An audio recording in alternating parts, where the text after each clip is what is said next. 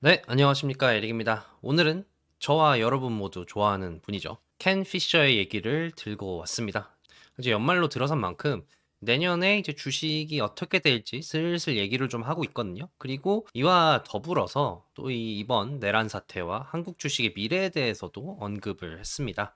네, 우선 켄 피셔에 대해서 간략하게 소개를 드리고 넘어가자면은 대표적인 투자 거장 중에 한 명입니다. 운용 자산이 380조 원 이상, 재산도 한 17조 원 정도 되는 걸로 알려졌고요. 그리고 투자 거장인 만큼 투자계에 여러 가지 족적을 남겼는데 우리가 이제 이 PSR이라고 하지 않습니까? 이제 성장주를 밸류에이션 할 때 자주 쓰는 지표 중 하나인데 이 PSR을 만든 게 캔피셔고요. 그리고 캔피셔가 뭐 그런 얘기 있잖아요. 뭐 중간 선거 이후에는 뭐 주식이 좋다. 선거를 앞두면 주식이 뭐 어떻게 된다더라. 뭐 이런 선거와 주식의 관계에 대해서 가장 먼저 연구하고 또 가장 깊게 연구한 사람입니다. 그래서 이런 선거 사이클의 창시자가 미국 대선 이후에 미국 주식이 어떻게 될지 언급한 내용을 오늘 한번 짚어보겠고요.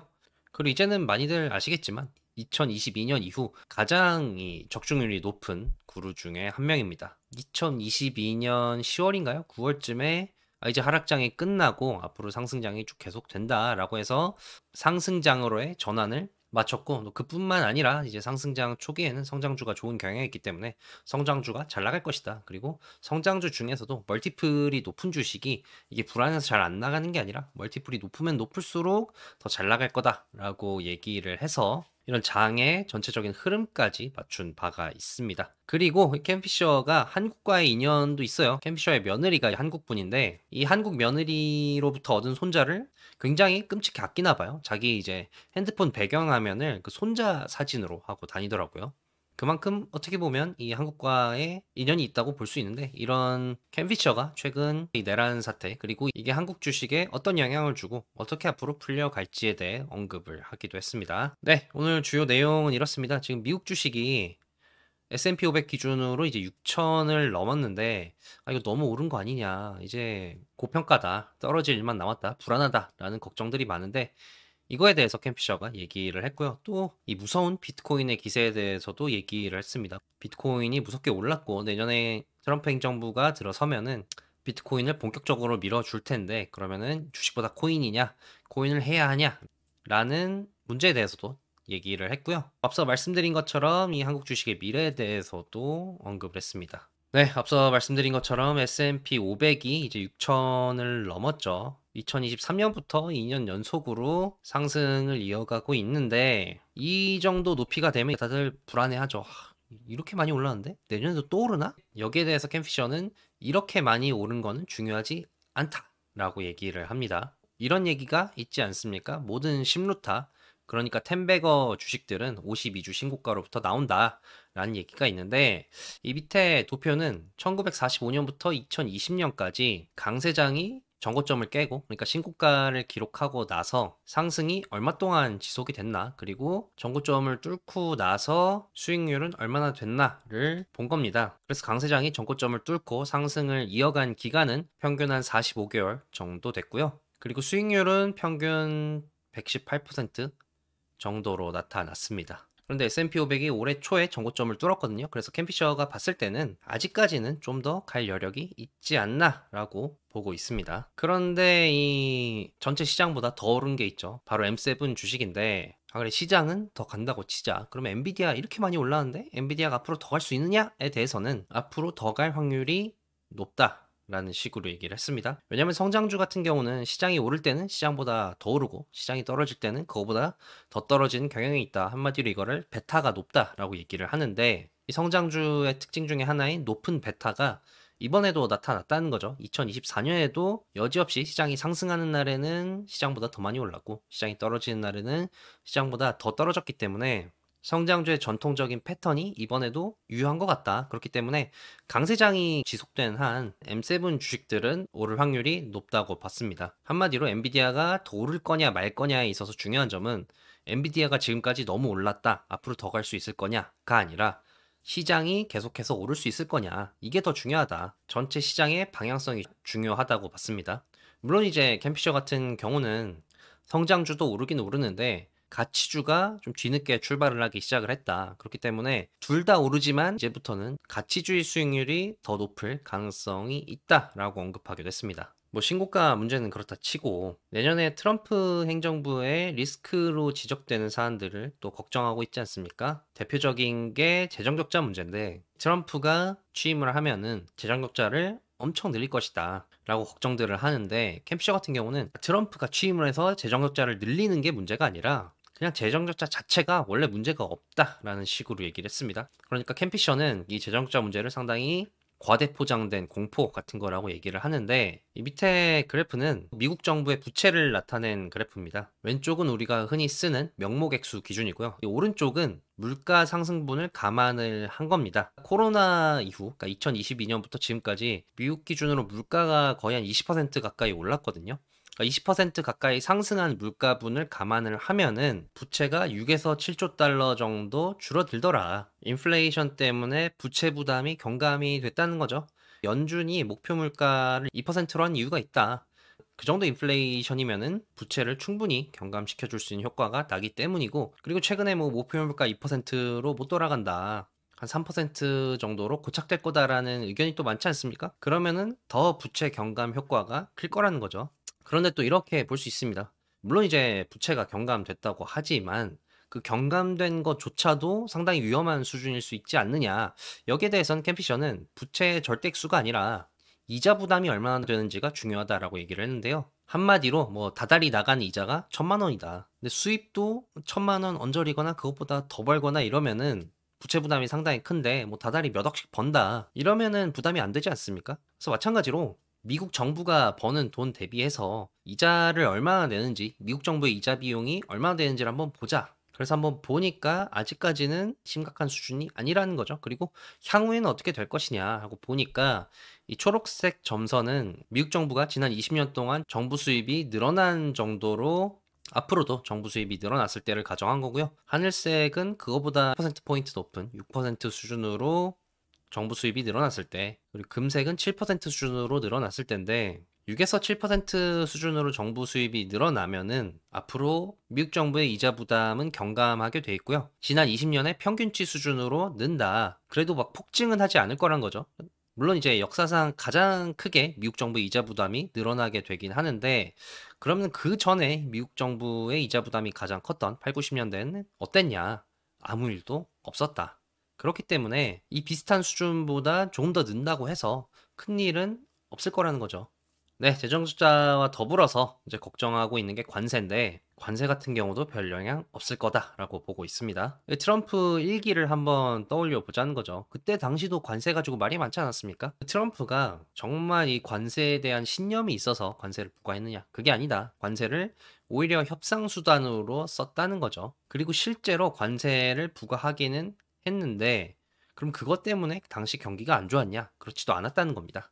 그렇기 때문에 트럼프 일기를 참고를 해보면은 관세를 아마 협상 수단으로 쓰려고 할 거고, 그리고 관세를 부과한다고 해서 경기 침체가 오지는 않을 것 같다라고 보고 있습니다. 그리고 반대로 생각해 보면은 결국에는 미국이 다른 나라들의 관세를 부과를 하게 되면은 다른 나라도 미국에 관세를 같이 부과를 하거나 아니면 무역적인 보복 조치가 취해지거든요. 그러면은 미국도 타격을 받게 되는데 전 세계 증시를 보면은 미국 주식만 오르고 나머지 해외 주식은 트럼프가 관세를 부과해서 이 나라 주식이 안 좋을 거다라고 보고 있기 때문에 떨어지고 있다는 거죠. 그런데 어차피 미국이 관세를 부과하면 미국도 타격받고 그 나라도 타격을 받기 때문에 물론 이제 정도의 차이는 있겠지만 어차피 다 안 좋은 건데 그러면은 미국 주식도 같이 안 좋아야 되는 거 아니냐. 근데 미국 주식만 좋다는 거는 사람들이 관세에 대해서 과도하게 두려움에 떨고 있다는 거를 의미를 한다. 그래서 어떻게 보면은 관세 공포 때문에 어떤 나라의 주가 지수가 많이 짓눌려 있다. 이러면은 어떻게 보면 이거 저평가의 기회라고 볼 수도 있지 않나라는 겁니다.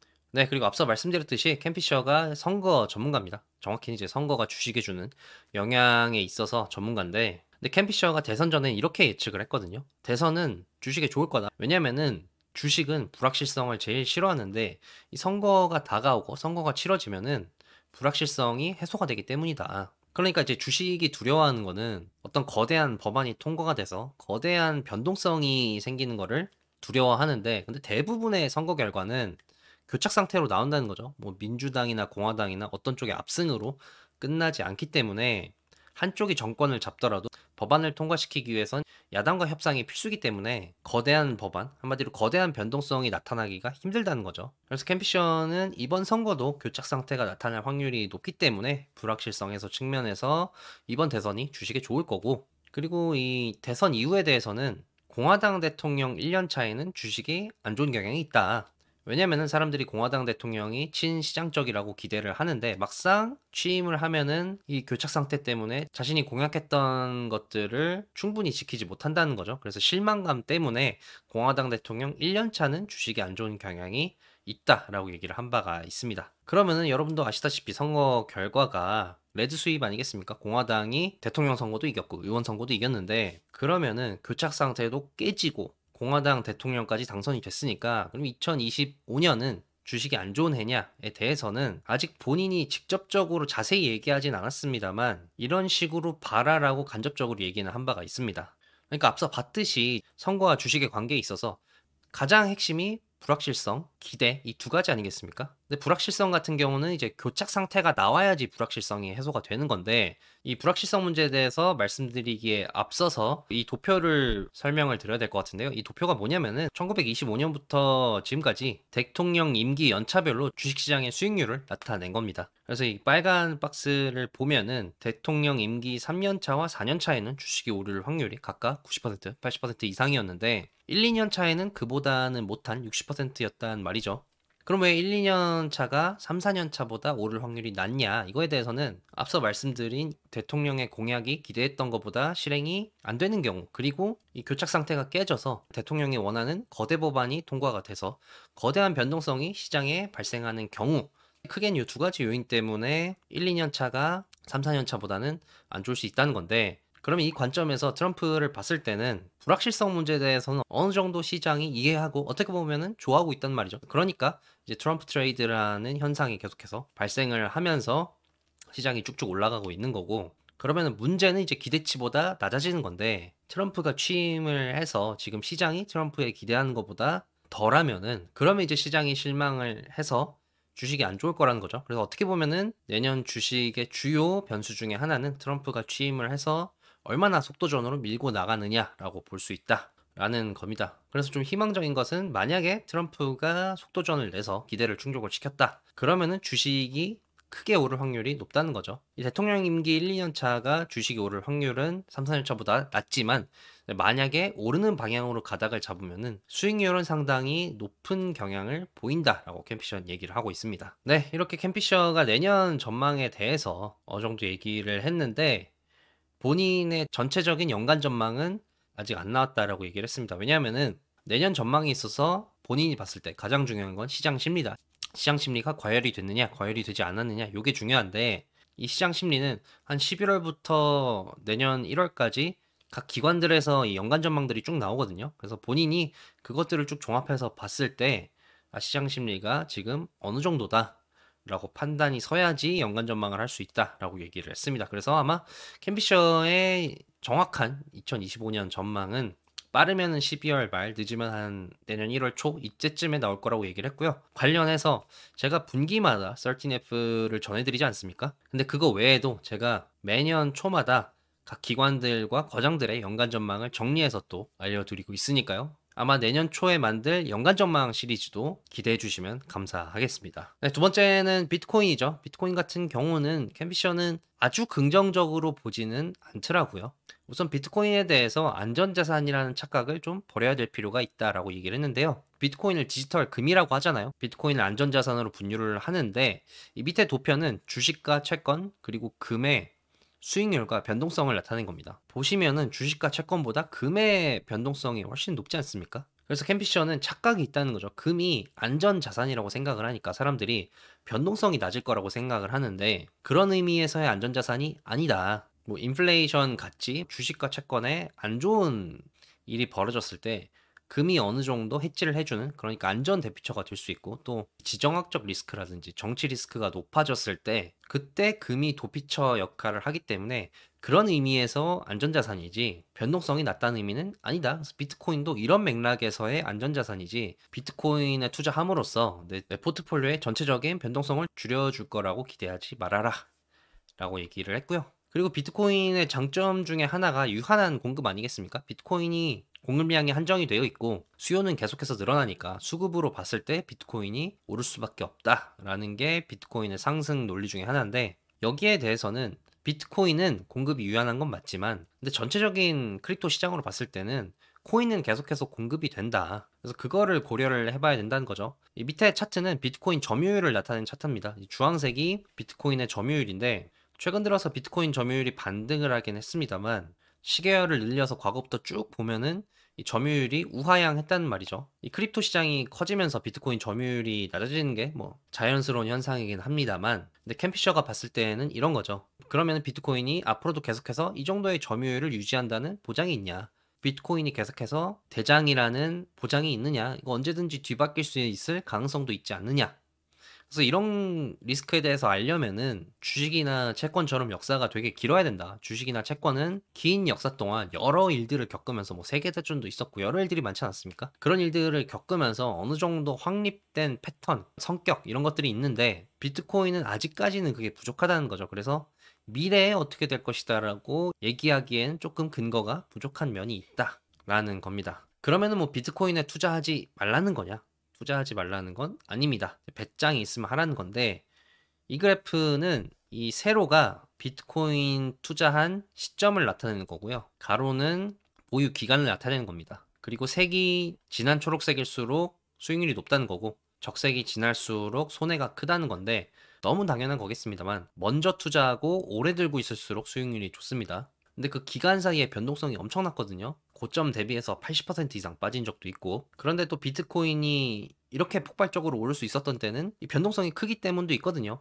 이 출렁거림이 클수록 결국에는 상승폭도 크기 때문에, 그래서 변동성을 견딜 수 있으면은 그러면은 해라 라고 캠피셔는 얘기를 하고 있습니다. 네, 그리고 캠피셔가 이 한국의 내란 사태에 대해서도 얘기를 했다고 말씀을 드렸는데, 우선 윤석열 대통령이 탄핵될 가능성이 있다고 봤습니다. 여당 이탈표가 충분히 발생할 수 있다고 캠피셔는 보고 있고, 그리고 탄핵 이후에 총리가 계속해서 임시로 하는 것보다는 빠르게 대선이 치러질 확률이 높다라고 보고 있고요. 전국은 이렇게 풀릴 거라고 캠피셔는 보고 있고, 뭐 캠피셔보다 사실은 우리나라 국민들이 이거에 대해서 더 잘 알고 있죠. 그러면은 한국 주식은 어떻게 되냐? 캠피셔는 이번 비상계엄 사태로 한국 주식이 하락장으로 진입을 했다. 지금까지 여러 정치적 리스크 때문에 한국 주식이 안 좋았는데 이번 비상계엄이 결정타가 됐다라고 캠피셔는 보고 있고요. 그러면은 앞으로 좋아지려면 어떻게 해야 되냐? 앞서 말한 이 선거와 주식의 관계와도 비슷한 맥락인데 불확실성 해소가 열쇠라고 보고 있습니다. 이 당시 박근혜 대통령 탄핵을 봐도 이 최순실 게이트가 터진 이후에 계속해서 하락을 하다가 탄핵안이 본격적으로 발의가 되고 당시 여당, 그러니까 당시 새누리당이죠. 새누리당의 이탈표가 발생하니 많이 탄핵 가능성이 점점 높아진다, 이런 얘기가 나오면서 불확실성이 해소가 되니까 이 주식이 본격적으로 반전을 해서 상승을 하기 시작했거든요. 그래서 이번도 마찬가지로 불확실성이 해소가 돼야 된다. 그러니까 어찌됐든 이 사태가 마무리가 되고 새로운 체제로 출발을 해야 된다는 거죠. 현재 국민 여론이나 시장의 반응을 보면은 그 여당이 제시한 지금 수습 방안은 아무래도 신뢰를 받고 있지 못하잖아요. 그래서 빨리 새로운 체제가 들어서야지 국장이 좀 반전할 수 있다라는 얘기입니다. 네, 오늘 내용을 정리를 하면 이렇습니다. 캠피셔 같은 경우는 항상 이런 식으로 얘기를 하거든요. 미국 주식은 오를 이유가 있어서 오르는 게 아니라 안 오를 이유가 없으면 오르는 것이다. 그래서 캠피셔는 상승을 주장할 때마다 이러이러한 좋은 일이 있어서 오른다가 아니라 시장이 걱정하는 이런 것들이 과대 포장된 거고 다 허상이기 때문에 주식이 오르는 거다라고 얘기를 합니다. 그래서 이런 관점에서 봤을 때 지금은 안 오를 이유가 거의 없고, 안 오를 이유를 하나만 뽑자면은 과열이다. 그러니까 시장 심리가 과열이 돼서 버블 국면으로 넘어가면 이제 강세장이 끝나는 건데, 이거는 앞서 말씀드렸듯이 이제 각 기관들이 발표하는 연간 전망을 종합을 해서 보고 판단을 한다는 거죠. 그래서 캠피셔가 조금 신중해졌습니다. 얼마 전에는 아직 시장 심리 과열 아니다. 시장 심리의 단계가 염세주의, 회의주의, 낙관주의, 유포리아 이렇게 나눠져 있는데 지금은 한 낙관주의 초입쯤에 있다라고 봤거든요. 그래서 아직 과열이 되려면 한참 남았다라는 식으로 얘기를 했는데 이번에 보니까 약간 좀 톤 다운된 면이 있었습니다. 아무래도 대선 이후로 급격하게 오르다 보니까 캠피셔 입장에서는 살짝 좀 톤 다운한 게 아닌지 싶습니다. 네, 그럼 오늘 영상 여기까지고요. 오늘 영상 시청해 주셔서 감사하고 그러면은 구독과 좋아요 부탁드리겠습니다. 감사합니다.